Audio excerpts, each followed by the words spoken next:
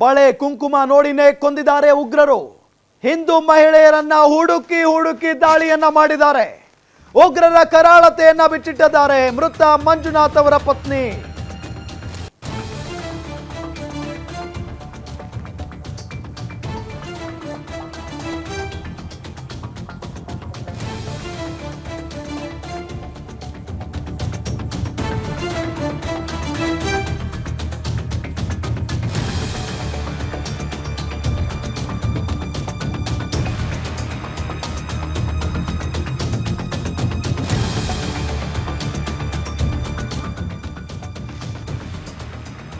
ಭೀಕರತೆ ಬಿಚ್ಚಿಟ್ಟ ಮೃತ ಮಂಜುನಾಥ್ ಪತ್ನಿ ಪಲ್ಲವಿ. ಹಿಂದೂಗಳನ್ನೇ ಹುಡುಕಿ ದಾಳಿ ಮಾಡಿದ್ದಾರೆ ಉಗ್ರರು. ಹೆಚ್ಚು ಜನರನ್ನ ಕೊಲ್ಲುವ ಉದ್ದೇಶದಿಂದ ದಾಳಿ ಮಾಡಲಿಲ್ಲ, ಹಿಂದೂಗಳನ್ನ ಕೊಲ್ಲುವ ಉದ್ದೇಶದಿಂದಲೇ ಅಟ್ಯಾಕ್ ಮಾಡಿದ್ದಾರೆ. ಹಿಂದೂ ರೀತಿ ಕಾಣಿಸಿದ್ರೆ ಸಾಕು ಕೊಂದಿದ್ದಾರಂತೆ ಉಗ್ರರು. ಪತಿ ಮಂಜುನಾಥ್ ಹತ್ಯೆ ಬಗ್ಗೆ ಪತ್ನಿ ಪಲ್ಲವಿ ಬಹಳ ದುಃಖದಿಂದ ಮಾತನಾಡಿದ್ದಾರೆ. ಬಳೆ ಕುಂಕುಮ ನೋಡಿನೇ ಕೊಂದಿದ್ದಾರೆ ಈ ಉಗ್ರರು, ಪಾಪಿಗಳು. ಹಿಂದೂ ಮಹಿಳೆಯರನ್ನ ಹುಡುಕಿ ದಾಳಿ ಮಾಡಿದ್ದಾರೆ. ಅವರ ಪತಿಗ ಅಂದ್ರೆ ಅವರ ಜೊತೆ ಇರುವಂತ ಅವರ ಗಂಡ, ಸಂಬಂಧಿಕರು ಯಾರೇ ಇದ್ರೂ ಕೂಡ ಬಳೆ ಕುಂಕುಮ ನೋಡಿ ಈ ಉಗ್ರರು ದಾಳಿಯನ್ನ ಮಾಡಿದ್ದಾರೆ. ಬಳೆ ಹಾಕಿದ್ದ ಮಹಿಳೆಯರ ಗಂಡಂದಿರೇ ಇವರಿಗೆ ಟಾರ್ಗೆಟ್ ಆಗಿರೋದು. ಹಣೆಯಲ್ಲಿ ಕುಂಕುಮ ನೋಡಿನೇ ಉಗ್ರರು ದಾಳಿ ಮಾಡಿದ್ರು. ಕಾಶ್ಮೀರದಲ್ಲಿ ಉಗ್ರರ ಈ ಕರಾಳತೆಯನ್ನ, ಈ ನೀಚತನವನ್ನ ಬಿಚ್ಚಿಟ್ಟಿದ್ದಾರೆ ಮಂಜುನಾಥ್ ಅವರ ಪತ್ನಿ ಪಲ್ಲವಿ ಅವರು. ಸರ್, ಈಗ reaction ತಗೋಬೇಡಿ sir.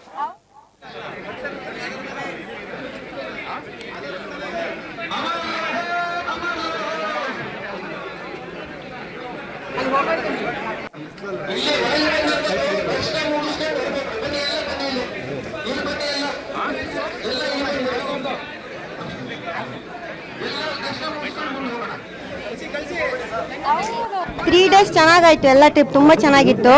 Next 4th day ಅಂದರೆ ಏಪ್ರಿಲ್ 22 ನಾವು ಪೆಹಲ್ಗಾಮಿಗೆ ಹೋದ್ವಿ. ಅಲ್ಲಿ ತಲುಪೊತ್ತಿಗೆ 12:30 ಆಗಿತ್ತು. ಅಲ್ಲಿ ಮೇಲ್ಗಡೆ ಹೋಗ್ಬೇಕಂತಂದ್ರೆ ಕುದುರೆನ ಹೈರ್ ಮಾಡ್ಕೊಂಡು ಹೋಗ್ಬೇಕು. ನಾವು 3 ಕುದುರೆ ಹೈರ್ ಮಾಡಿಕೊಂಡು ಮಿನಿ ಸ್ವಿಟ್ಜರ್ಲ್ಯಾಂಡ್ ಆ ಪಾಯಿಂಟ್ ಹತ್ರ ಹೋದ್ವಿ. ಅಲ್ಲಿ ಹೋಗಿ ಕುದುರೆ ಇಳಿದು ಒಂದು 2 ಮಿನಿಟ್ಸ್ ಅಷ್ಟೊತ್ತಿಗೆ ಅಲ್ಲಿ ಇದು ಫೈರಿಂಗ್ ಸೌಂಡ್ ಕೇಳಿಸ್ತು. ಸೊ ನಾವು ಫೈರಿಂಗ್ ಸೌಂಡ್ ಅಂತಂದ್ರೆ ಏನೋ ಪಟಾಕಿ ಹೊಡಿತಿದ್ದಾರೆ ಅಂತ ಅನ್ಕೊಂಡ್ವಿ, ಎಲ್ಲರೂ ಇಗ್ನೋರ್ ಮಾಡಿದ್ವಿ. ನೆಕ್ಸ್ಟ್ ಒಂದು 2 ಮಿನಿಟ್ಸ್ ಬಿಟ್ಟು ಮತ್ತೆ ಫೈರಿಂಗ್ ಸೌಂಡ್ ಕೇಳಿಸ್ತು. ನಾವು ಅವಾಗ್ಲೂ ಯಾವುದೋ ಪ್ರಾಣಿಗಳಿಗೆ ಓಡಿಸೋಕ್ಕೆ ಅಥವಾ ಆರ್ಮಿಯರ್ ಏನೋ ಟ್ರೈನಿಂಗ್ ಮಾಡ್ತಿದ್ದಾರೆ ಅಂತ ಅನ್ಕೊಂಡ್ವಿ. ಬಟ್ ಆಮೇಲೆ 3rd ಟೈಮ್ ಯಾವಾಗ ಎಲ್ಲ ನೋಡ್ತೀವಿ ಎಲ್ಲ ಓಡ್ತಾ ಇದ್ದಾರೆ, ಆ ಟೈಮಲ್ಲಿ ಏನಾಯ್ತು, ನಮ್ಮನೆಯವರು ನನ್ನ ಮಗನಿಗೆ ಫುಡ್ ಅಂದರೆ ಏನಾದ್ರು ಸ್ನ್ಯಾಕ್ಸ್ ತೊಗೊಳ್ಳೋಣ ಅಂತೇಳಿ ಆರ್ಡರ್ ಕೊಡೋಕ್ಕೆ ಅಂತ ಅಲ್ಲಿ ಆ ಟೆಂಟ್ ಹತ್ರ ಹೋಗ್ತಾ ಇದ್ರು. ನಾನು ಮಗನಿಗೆ ಕರ್ಕೊಂಬರೋಣ ಅಂತ ಈ ಕಡೆ ಬರ್ತಾ ಇದ್ದೆ. ಅಷ್ಟೊತ್ತಿಗೆ ಜೋರಾಗಿ ಫೈರಿಂಗ್ ಸ್ಟಾರ್ಟ್ ಆಯಿತು. ನಾನು ನೋಡಿದ್ದು ಇಬ್ಬರನ್ನ. ನಾನು ಹಿಂಗೆ ತಿರುಗಿ ನೋಡೋದ್ರೊಳಗೆ ನಮ್ಮನೆಯವ್ರಿಗೆ ಡೈರೆಕ್ಟ್ ನೆಕ್ಕಿಗೆನೆ 1 ಶಾಟ್, ಯೂಸ್ ನೋ ಮೋರ್. ಅವ್ರು 1 ನಿಮಿಷನೂ ಬದುಕಿರ್ಲಿಲ್ಲ, ಬಿದ್ದುಬಿಟ್ರು. ನಾನು ಮತ್ತೆ ನನ್ನ ಮಗ ಅವ್ರ ಹತ್ರ ಹೋಗಿ ಫುಲ್ ರಕ್ತ ಆಗ್ಬಿಟ್ಟಿತ್ತು, ಉಸಿರೇ ಇರಲಿಲ್ಲ, ಫುಲ್ ನಿಂತೋಗಿತ್ತು. ನಾನು ಅವನು ಫುಲ್ ಕೂಗ್ತಾ ಇದ್ದೀವಿ. ಅಲ್ಲಿ ಹೊಡೆದವನು ಆ ಟೆರರಿಸ್ಟ್ ಅಲ್ಲೇ ಹೋಗ್ತಾ ಇದ್ದ. ಅವನಿಗೆ ಕರೆದು ನನ್ನ ಗಂಡನ ಸಾಯಿಸಿದೆಯಲ್ಲ, ನಾನು ಮೇರೆ ಪತಿಕೋ ಮಾರಾಯನ ಹಮೇ ಬಿ ಮಾರೋ ಅಂತ ನಾನು ಅವನು ಕಿರ್ಚಿದ್ವಿ. ಅವನು ಆಚೆ ಹೋಗ್ತಿದ್ದವನು ತಿರುಗ್ಬಿಟ್ಟು ನೈ ಮೋದಿಕೋ ಬತಾದೋ ಅಂತ ಹೇಳಿ ಹೋದ. ಆಮೇಲೆ ತುಂಬ ಕ್ರೂರವಾಗಿ ನಮ್ಮನೆಯವರಿಗಾದರೂ ದೂರದಿಂದ ತಾಗಿದ ಗುಂಡು, ಕೆಲವರಿಗೆಲ್ಲ ಹಿಂಗೆ ಹಣೆಗೆ ಇಲ್ಲಿಗೆ ಎಕ್ಸಾಕ್ಟ್ ಇಲ್ಲಿಗೆ ಹೊಡೆದಿದ್ದಾರೆ. ಇಂಥ ಪರಿಸ್ಥಿತಿ ಯಾರಿಗೂ ಬರಬಾರ್ದು, ಯಾವ ಫ್ಯಾಮಿಲಿಯವ್ರಿಗೂ ಬರಬಾರ್ದು. ಆಮೇಲೆ ಯಾವಾಗಲೂ ಗಂಡಸರನ್ನೇ ಟಾರ್ಗೆಟ್ ಮಾಡಿರೋದು. ಅವರು ತುಂಬ ಜನ ಸಾಯಿಸಬೇಕು ಅಂತ ಲೆಕ್ಕ ಹಾಕಿದರೆ ಅಲ್ಲಿ ನಮ್ಮ ಎಲ್ಲರನ್ನೂ ಸಾಯಿಸ್ಬೋದಿತ್ತು. ಒಂದು 200 ಜನ ಅಂತೂ ಸಾಯ್ತಾ ಇದ್ರು. ಯಾಕಂದರೆ 400 ಜನ ಇದ್ವಿ ನಾವು. ಜಾಸ್ತಿ ಜನ ಸಾಯಿಸ್ಬೇಕು ಅಂತಿದ್ರೆ ಅವ್ರು ಸಾಯಿಸ್ತಾ ಇದ್ರು. ಬಟ್ ನಾವೆಲ್ಲ ಆರಾಮಾಗಂದ್ರೆ ಏನು ಮಾಡೋದು ಅಂತ ತೋಚದೆ ಕಿರ್ಚಿ ಓಡಾಡ್ತಿದ್ದೀವಿ. ನಮಗೇನೂ ಮಾಡಿಲ್ಲ, ನಮ್ಮ ಅಕ್ಕಪಕ್ಕನೇ ಓಡಾಡ್ತಿದ್ರು ಅವರು. ಬಟ್ ಅವ್ರು ಟಾರ್ಗೆಟ್ ಮಾಡಿರೋದು ಬರೀ ಗಂಡಸರನ್ನ ಎಸ್ಪೆಷಲಿ ಕೇಳಿದ್ದಾರೆ. ಆಮೇಲೆ ಇವಾಗ ನಾವು ಹೆಂಗಸರು ಹೇಗಿರ್ತೀವಿ ನಮ್ಗೆ ಅದನ್ನ ನೋಡಿ ಇವರು ಹಿಂದೂನ ಏನು ಅಂತ ಒಂದು ಇದಾಗಿ ಅದನ್ನು ಇದು ಮಾಡಿದ್ದಾರೆ. ನನ್ನ ಹತ್ರ ಬೇರೆ ಯಾರು ಏನು ಮಾತಾಡಲಿಲ್ಲ, ನಾನೇ ಅವ್ರ ಹತ್ರ ಮಾತಾಡಿರೋದು. ಅದು ಬಿಟ್ಟು ಕೆಲವರಿಗೆಲ್ಲ ಏನೋ ಕ್ವಶನ್ಸ್ ಎಲ್ಲ ಕೇಳಿ ಏನೇನೋ ಮಾಡಿದಾರಂತೆ, ಬಟ್ ನನಗೆ ಆ ಥರ ಆಗಿಲ್ಲ. ಇಷ್ಟು ನಡೆದಿದ್ದು. ಆಮೇಲೆ ಆ್ಯಕ್ಚುಲಿ 1 hour ಅಲ್ಲಿ ಯಾರೂ ಹೆಲ್ಪಿಗೆ ಬರಲಿಲ್ಲ, ಅಂದರೆ ಅಲ್ಲಿ ಬರೋಕ್ಕೂ ಆಗಲ್ಲ. ನಾನು ಅದನ್ನು ಎಕ್ಸ್ಪೆಕ್ಟ್ ಅಂದರೆ ಆ್ಯಕ್ಚುಲಿ ಮುಂಚೆನೇ ಇರಬೇಕಿತ್ತು ಅಲ್ಲಿ ಸೆಕ್ಯೂರಿಟಿ. ಅದಷ್ಟು ಈಸಿಯಾದ ದಾರಿ ಅಲ್ಲ ಹೋಗೋಕ್ಕೂ ಬರೋಕ್ಕೂ, ಅಂಥದ್ದು ನೋಡೇ ಟಾರ್ಗೆಟ್ ಮಾಡಿರೋದು. ಬಟ್ ಇನ್ನು ಮುಂದೆ ಯಾರೂ ನಾವು ನಮ್ಮ ಸರ್ಕಾರ ನಂಬ್ಕೊಂಡು ನಾವು ಹೋಗಿರ್ತೀವಿ. ನಂತರ ತುಂಬ ಫ್ಯಾಮಿಲಿ ಸಫರ್ ಪಟ್ಟಿದೆ, ಕಣ್ಣೆದ್ರಿಗೆ ನೋಡಿದ್ದೀವಿ, ರಕ್ತ ನೋಡಿದ್ದೀವಿ ಅಂದರೆ ಅದು ಹೇಳಲಿಕ್ಕೆ ಬರೋದಿಲ್ಲ. ಇಷ್ಟೇ, ಸಾರಿ ಎಲ್ಲ ಹೇಳೋದು. ಅದ್ರ ಬಗ್ಗೆ ನಾನು ಕರೆಕ್ಟ್ ಗೊತ್ತಿಲ್ಲ, ನಾನು ನೋಡಿಲ್ಲ. ಆಮೇಲೆ ಬರಲಿಲ್ಲ. ಆಮೇಲೆ ಲೋಕಲೈಟ್ಸು, ಅವರು ಮುಸ್ಲಿಮ್ಸೇನೆ, ಲೋಕಲೈಟ್ಸು 4 ಜನ ಬಂದರು. 2 ಅಲ್ಲಿ ಮೇಲ್ಗಡೆನೇ ಇದ್ರು, ಇನ್ನು 2 ನನ್ನನ್ನು ನನ್ನ ಮಗನ ಕೆಳಗೆ ಕರ್ಕೊಂಬಂದು ಹಾಸ್ಪಿಟಲ್ವರೆಗೆ ಬಿಟ್ಟರು. 3 days ಚೆನ್ನಾಗಾಯಿತು, ಎಲ್ಲ ಟ್ರಿಪ್ ತುಂಬ ಚೆನ್ನಾಗಿತ್ತು. ನೆಕ್ಸ್ಟ್ 4th ಡೇ ಅಂದರೆ April 22 ನಾವು ಪೆಹಲ್ಗಾಮಿಗೆ ಹೋದ್ವಿ. ಅಲ್ಲಿ ತಲುಪೊತ್ತಿಗೆ ಗಮನಿಸ್ತಾ ಇದ್ದೀವಿ. ಇದು ಮೃತ ಮಂಜುನಾಥ್ ಅವರ ಪತ್ನಿ ಪಲ್ಲವಿ ಅವರ ಮಾತುಗಳು.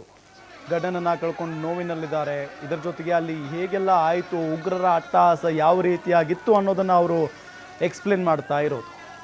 ಭಾಳ ಪ್ರಮುಖವಾಗಿ 3 ದಿನ ಭಾಳ ಚೆನ್ನಾಗಿದ್ವಿ, ನಾವು ಎಂಜಾಯ್ ಮಾಡಿದ್ವಿ ಎಲ್ಲ ಕಡೆ ಹೋಗಿ.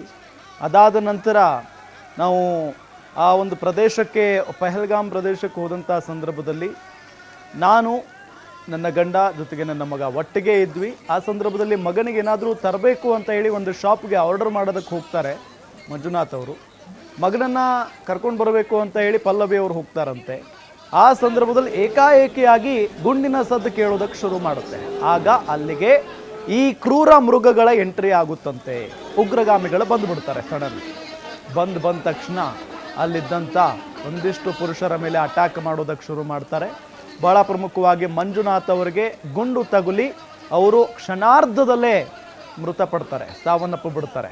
ಅಲ್ಲಿಗೆ ಹೋಗಿ ಅವರ ಬಳಿ ಹೋದಂಥ ಸಂದರ್ಭದಲ್ಲಿ ರಕ್ತದ ಮಡುವಿನಲ್ಲಿ ಬಿದ್ದಿರ್ತಾರೆ, ಸತ್ತೋಗಿರ್ತಾರೆ ಆಲ್ರೆಡಿ ಮಂಜುನಾಥ್ ಅವರು. ಇವರು ಅಂದರೆ ಪಲ್ಲವಿಯವರು ಗುಳಾಡೋದಕ್ಕೆ ಶುರು ಮಾಡ್ತಾರಂತೆ, ಅಳೋದಕ್ಕೆ ಶುರು ಮಾಡ್ತಾರಂತೆ.